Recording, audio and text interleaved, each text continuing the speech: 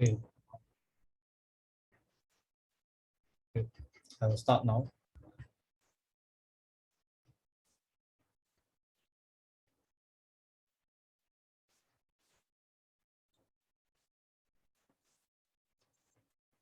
Hi, good evening, everyone.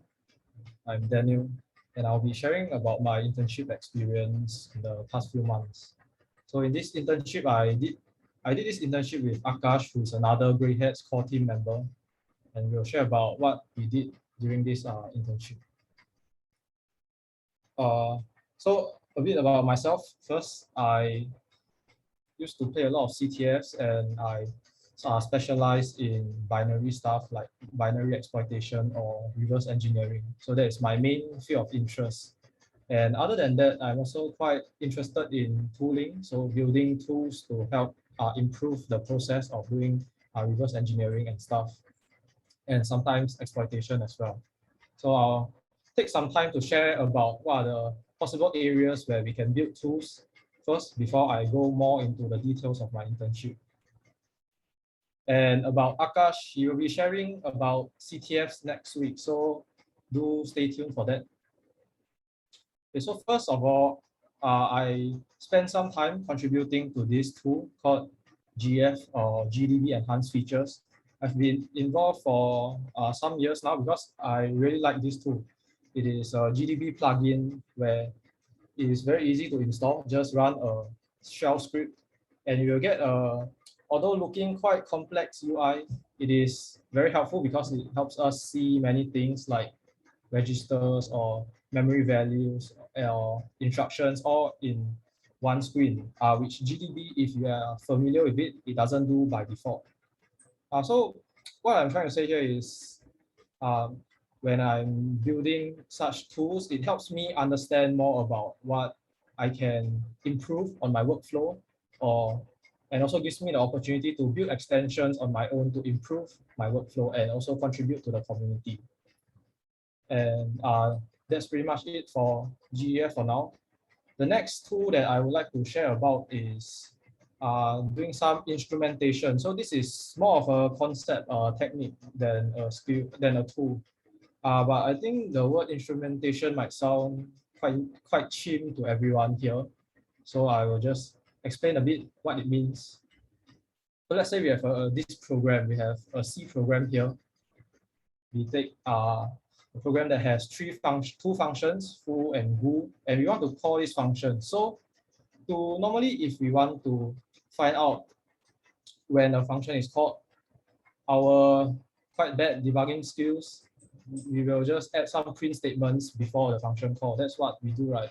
When we try to debug our programs, because it's the easiest way. But what if we have compiled programs or apps, like apps on our phone or apps on our desktop, like browsers or Microsoft Word or PDF readers or any apps on our phone? We don't have the source code for that, so we can't just modify it and recompile it. It doesn't work that way, and we won't get to do that.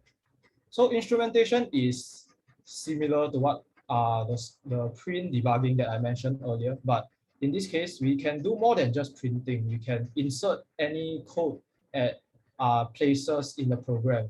So for example, there's this tool called Frida trace or Frida trace, and we can specify which functions we want to trace.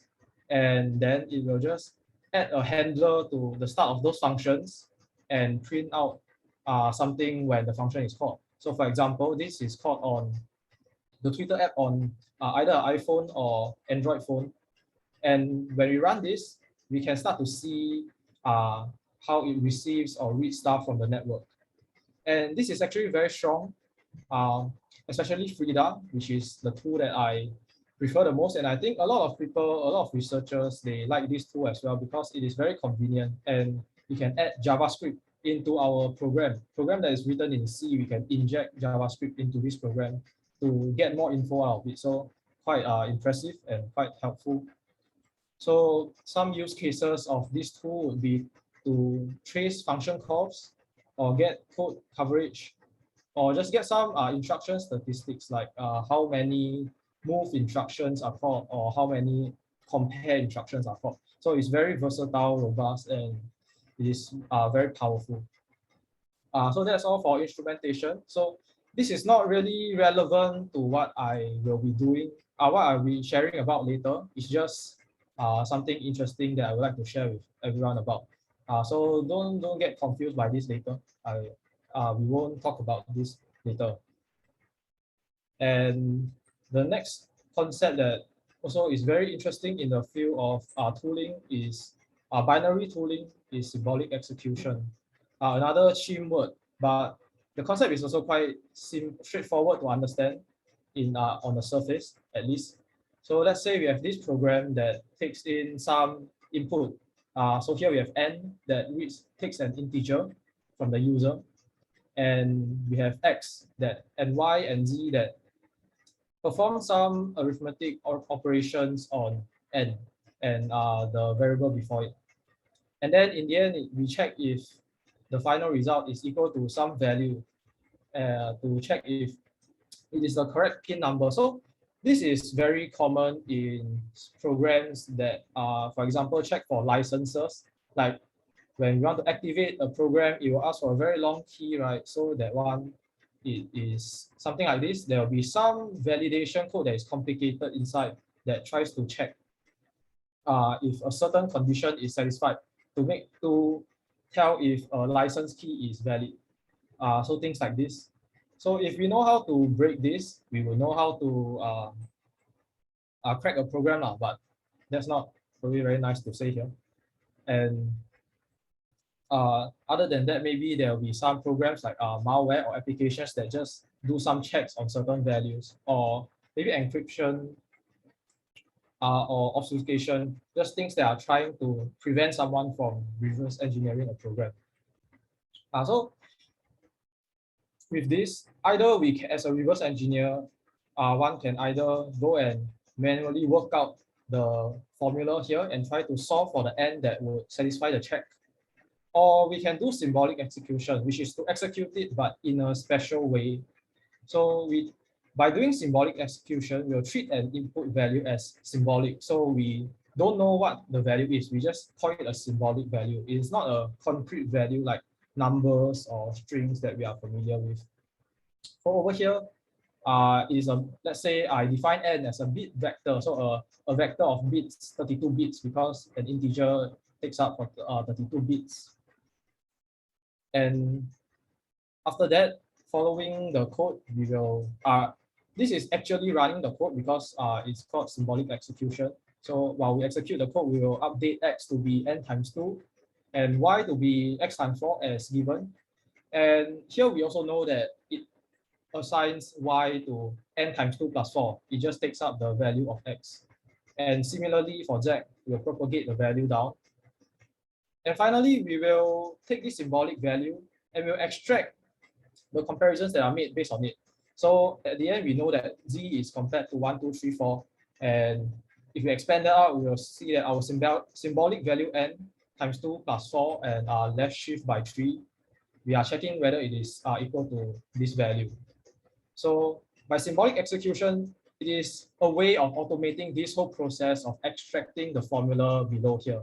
So we don't need to manually go and figure it out, but we can use symbolic execution to get this comparison directly. So it's a very powerful skill here, technique here as well.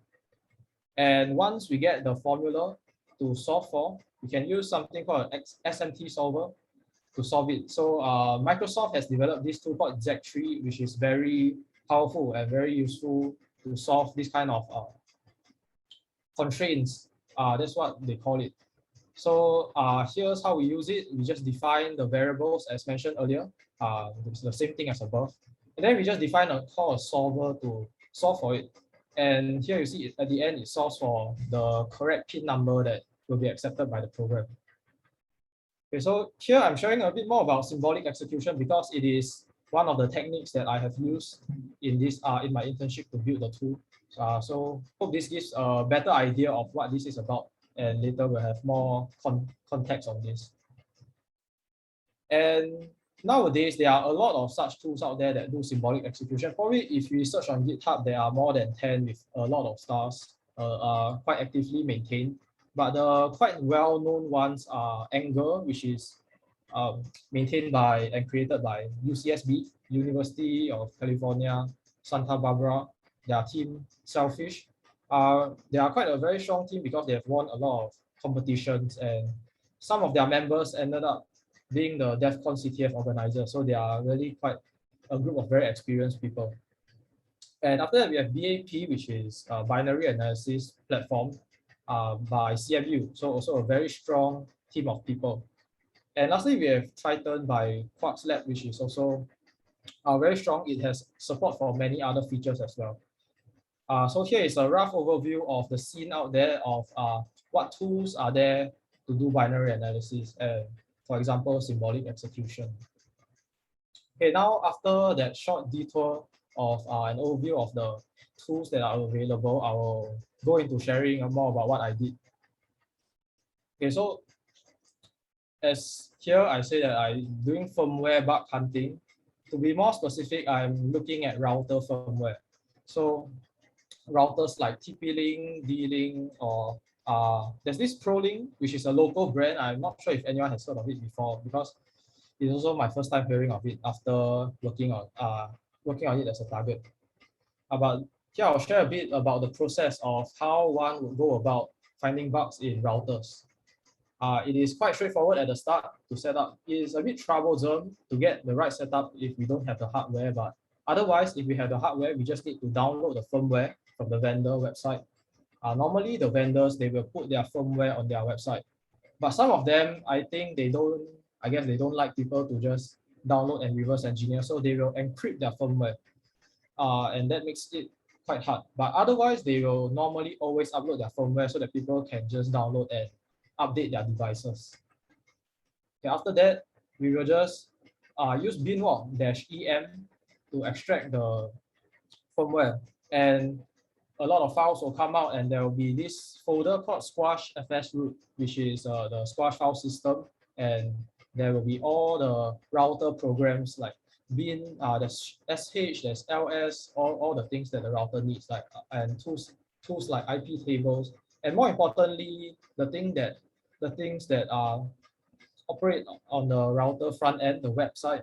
It will be HTTPD, some variant of HTTPD like UHTTPD or mini HTTPD, and there will be some CGI files that will act as the handlers for certain endpoints. So for example, if you want to log in, maybe it will redirect to admin.cgi or login.cgi, things like this. Or program, or here I have a program.cgi that maybe just does everything. So normally these CGI files, they will be programs written in C, but sometimes they will be program written in I think Perl, or the most recent one I've seen is Lua, which is by OpenWRT, and that is quite a pain to reverse engineer because they have changed a lot of things, and it's quite a pain. And Lua is not also a very a language that we are quite familiar in. And after that, if we have a program that's written in C, not the other languages, then we can open it in a decompiler like IDA or Ghidra and start to analyze it. Okay, and that's pretty much the setup to start analyzing the program firmware. Of course, we also need to, also we can do more. We can get a shell into the router, which is normally may not be that easy. We may need to open up the router and solder some wires to it to get JTAG to work, to get a shell on it. But let's just assume we have a shell to the router for now, and we can start doing more analysis. This is the bug that I will be hunting for. So maybe some of us might be familiar with this already. It is a command injection bug class. So let's say we have a C program. We can use the function system for calling shell commands. So let's say I pass ping google.com, which is what routers like to do. They like to ping certain websites to test for connectivity. So we'll take a string, a command, and put it into system. And we can run this program, and it will do exactly what it will do in the command line. Another interesting function would be sprintf, because what sprintf does is it can concatenate strings together in some way, or it creates a string based on a format that is given. For example, here we have ping %s, and if we do it, it will take target and put it into %s, so that we will call ping google.com if target is google.com. So let's say in my example here, this argument is passed to target here, then target will just be passed into here. So so far it is straightforward stuff. So if we run one command on the shell, we just do this, and it is quite simple. But actually, we can also run two commands on the shell on the same line with a semicolon at the end of the first command. So we can run who am I or some other command right after a semicolon, right after the first command with a semicolon. But what if we have already the program just now that does sprintf and takes our input and just paste it right after some command, then we can just effectively just call whatever command we want by putting a semicolon. So this is the command injection attack.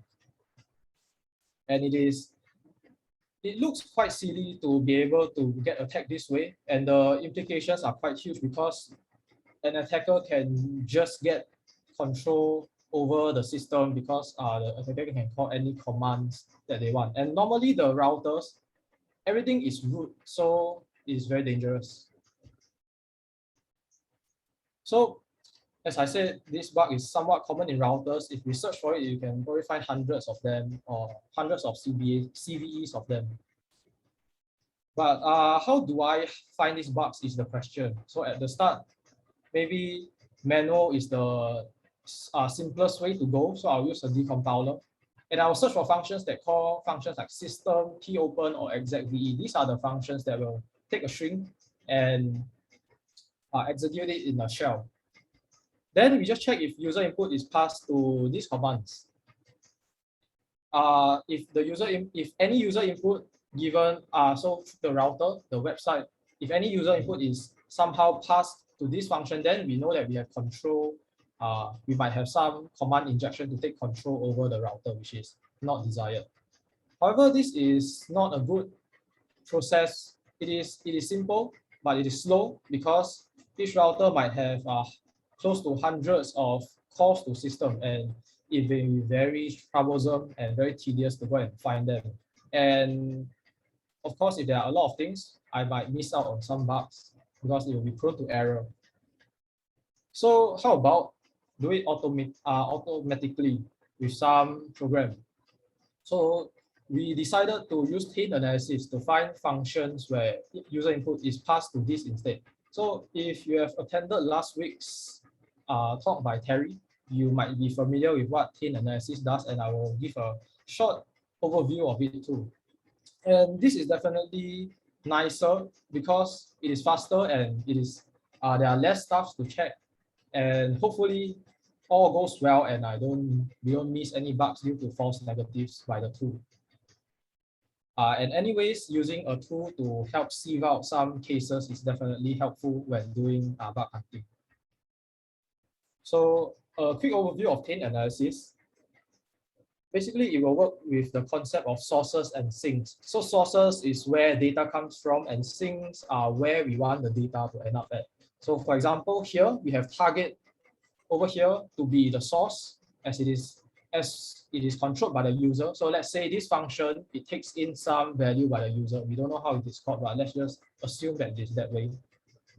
And we have system to be the sink because we want our input to reach here. So this is the simple concept of taint analysis. And let's look at an example of how it works. So we will first mark target to be the source. So we will mark it to be tainted. And then we will follow it, which will be here. And then the taint will be passed to command because the contents are copied to command. And lastly, we see that system holds command, system takes in command, which holds the taint. So here we can say that the sink system is tainted. So this is basically the idea. And that's why, here is why I mentioned anger earlier, because it is what we used it. And there are a bunch of considerations and benefits to, mostly considerations that led us to this decision. First of all, it supports a lot of architectures, mainly ARMs and MIPS, which are used by routers, which are not supported by a lot of other frameworks out there. And it has good symbolic execution support, which I've described earlier, and it is actively maintained. It is so actively maintained that 2 months after I use their library, there are breaking changes already. So I guess that is a good or bad thing. And it uses Python, which is easy to script in, but also not necessarily a good thing because of things like speed or poor type support. But let me share about the first approach that we did. First of all, we tried using the simulation feature of Anger. So normally routers, as I mentioned earlier, they run on ARM or MIPS, and we need to run some programs to track taints. We need to run a program to track the taints as mentioned earlier. So we need to simulate the program because we can't actually run it. And how Anger does it is it will define some variables, buffers, or arrays as symbolic values, as I mentioned earlier. And then it will put a taint on it. So something like this, it will define target and command to be some symbolic values, and target will hold taint. And then we just go through the program as described earlier. And when we reach a copying function like sprintf, we will pass the taint from the source string to the destination string. So target over to command, as we can see here. And finally, when we reach system, we just check if command is tainted. So it sounds quite straightforward, but there is something to consider. What if there's an if-else code in the program? There's a branch. Which path should the program take? Because it is simulating, right? It is going through without actual user input. So what Anger does is that it considers all possible code paths here using something called states. And at the start, there will be one state. And when it reaches a branch, it will branch out into 2 states. And the states is like what we learn in OS classes. There will be all the program process context like memory registers and all the things that are needed. But how about loops? Loops are branches too, but they are there and they are there almost forever, I guess, because it will also split into 2 states, and one to stay in the loop, to continue running in the loop, and one to leave the loop. And the state that stays, it will just keep staying, and the next time it reaches the branch, it will split out again into stay or leave, and again, and again, and it will never end. It will almost never end in most cases. And this is a case of state explosion. So there are more states than anything else in the world. And it's not good because then there will be so many things to maintain.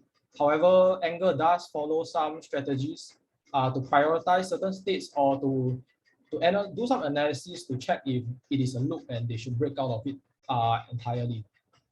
But now let me share about how we integrated all this to do our analysis. We analyzed each function individually as shown earlier in that example. So what we did is we do taint analysis on all the states when we simulate a function. But because of state explosion, it might take forever to analyze a function. Of course, if it takes forever, that's not what we want. So we will set a 2-minute timeout to stop it if it takes too long. Because normally, if it finds something, it will probably finish in around 5 to 10 seconds. And here are some results. We tested on some MIPS router firmware that we got online. We can't remember what router was it. But for functions that have command injection bugs, it ends very quickly. But those that don't have the bug, it will actually run the full 2 minutes until the timeout, because there might be some loops and it just stays there forever because of the state explosion issue, which is really not good because the proc.cgi that we were analyzing has 100+ functions, and most functions, if they take 2 minutes to finish analysis, it just takes like 3 hours to analyze the whole firmware. It sounds okay, I guess, for 100+ functions, but it is not really ideal if we can do better manually. And another more pressing issue is Anger has an unknown memory leak issue. So around 2 hours later, 20 gig of RAM is gone. Really is really bad. But luckily my laptop has 32 gig, so it's fine. And we just feel sad for a while and reflect on this, because it seems like we have hit a dead end. It's not very good to have such results. So we did some more research and we found some quite helpful resources. here are some links that you can check out after I share the slides. And here is where we found this thing. We just kept searching on the internet and we found this issue on the Angle repo, and the developer asked take a look at this thing called the reaching definition analysis. So what the reaching definition analysis will do is it generates this thing called a define use or use depth graph of a function. So back to the example that we have earlier. Let's say at the start, we have target as the argument. So we will first define it. So like this. Then after that, we will go to sprintf and we define target as a variable of ping. And it is used by sprintf. So we make an arrow, an edge from this definition to this. And at the same time, we define this format string that was given here. After that, we'll see that these two definitions, they are combined to and used to define command here, which is this. So it's basically what we understand about these functions. So lastly, we can see that command by system will be using, so this arrow, it means use, it uses the command that was generated by sprintf. And thanks to this heavy lifting done by Angle, a program analysis problem just becomes a graph traversal problem. It becomes a lot easier because we don't need to do much analysis on our own, thanks to them.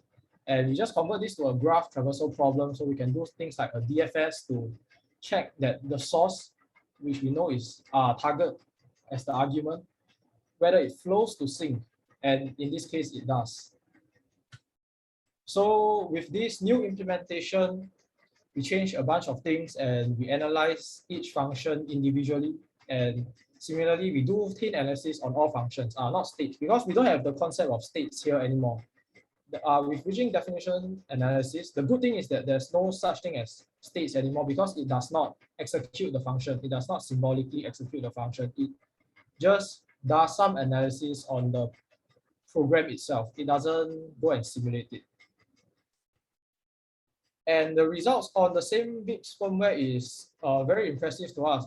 The whole analysis on all the 100+ functions ended in 2 minutes, which was surprising to me. And there was just 1 to 2 false positives. So knowing this, we tried to use it on this D-Link DIR878 router based on some earlier bugs that were reported. And after some tweaking, we managed to find all these 7 bugs in this list of CVEs. So we are getting somewhere. So after that, we tweak a bit more and we realized that this DIR1960 firmware on router by D-Link, they use the same firmware. So we managed to find 4 more authenticated command injection bugs. So authenticated here just means that we need to first authenticate before we can trigger the bugs. So it is not exactly that severe. But there are a lot of false positives, around 150, and it took quite some time to triage all of them. But it is better than before. Also, it just takes 2 minutes to run this whole thing. After that, we tested on this ProLink, which is the local brand that I mentioned earlier. And we found about more than 10 unauthenticated command injection bugs. So now we don't even need to log in. We can just visit, we can just make some requests with Perl, with curl, and we can get a shell on the system. So that's really quite severe. And apparently it is even exposed to the internet. So when we start up this router, it will just auto connect to the internet and anyone in the world can connect to it. And we really did some search on Shodan, which is a IoT search engine, and we managed to find some people's PRC2402M router in the internet and we can access it. So that's not too good. So we found for these 10 CVs here, might be able to see them soon after Mitre finally replies us. And then we also looked at this another router and found more bugs. Found a bit more. Oh, this one there's a typo. It's not exposed to the internet. It's just to local area network. And we'll be filing for some CVs soon, so it will be more visible soon. but it's the same concept. Okay, so I have a bit time, around 1 minute to show this demo. Oh, okay, this one don't have ads. Okay, so here is a demo of the tool that I have just described and how we used it to help find the bugs. So I will just skip some parts. And here we see that we have a lot of CGI programs. So the CGI programs I've mentioned earlier are handlers for the router web dashboard. So here I run the tool, and immediately I can find some vulnerable functions in in one or two of these lists already. And fast forward to about more. Yeah, 2 minutes later, we found 31 possible vulnerabilities. So maybe there are some that are overlaps or false positives. So it's time to triage them. Okay, so here is one of the results. So I managed to see that this QoS star settings function at this address, there is a possible command injection bug. And I see that, all right, I'll explain that more later. So I'll open up the QoS.cgi here, and we see that at this address that was given here just now was susceptible to command injection attack. And our tool, we will see what are the user parameters that are given. So here we see CLI list and CLI num, which are the ones that are given, taken in, provided by the user and passed to sprintf, which was the example given earlier, and then given to system. Hey, what happened? But anyways, this is it. This is kind of how the tool works and what we did to find the bugs. All right, so that's pretty much all I have to share about this interesting experiment, I guess, and which seemed to give some good results. Okay, some takeaways.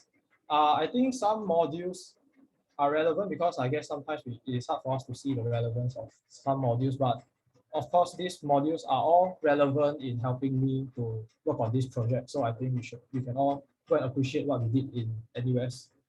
And also, if you have time, it will be good to spend some time to try doing some stuff, building some tools if you are interested. Yeah, so that's all I have. Thank you for attending. Hope everything is clear, and if you have any questions, you can ask me.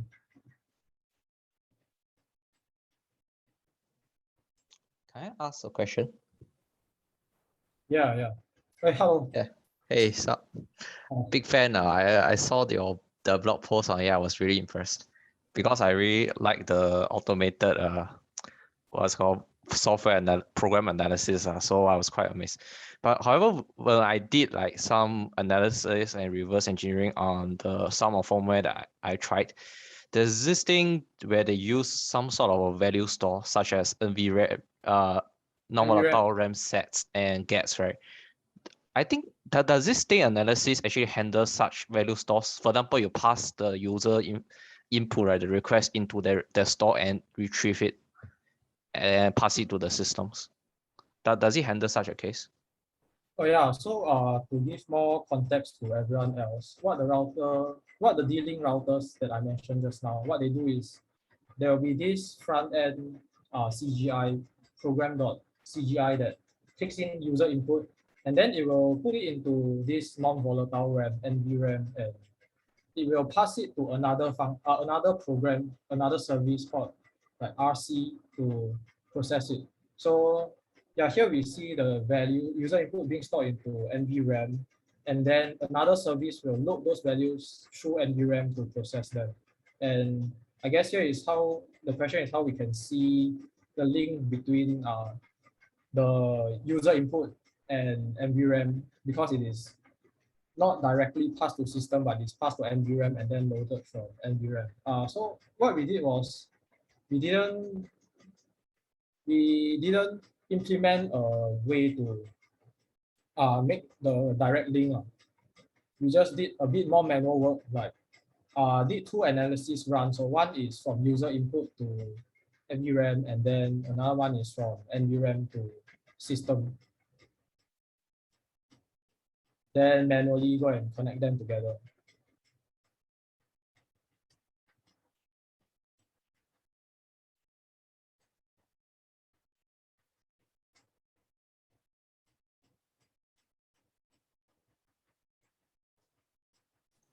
I see, that makes sense. Thanks.